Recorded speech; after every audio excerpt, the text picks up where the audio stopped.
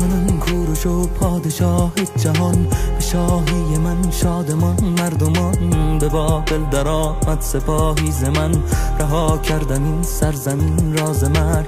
به بابل چو وارد شدم بی نبرد، سپاه من آزار مردم نکرد. من بردهداری برانداختم، به کار ستم دیده پرداختم. کسی را نباشد به کس برتری، برابر بود مسکر و لشکری. پرستش به فرمانم آزاد شد، معابد دگر بار آباد شد. به دستور من صلح شد برقرار، که بیزار بودم من از کارزار. میان دو دریا در این سرزمین، خراجم دهد شاه و چادر نشین.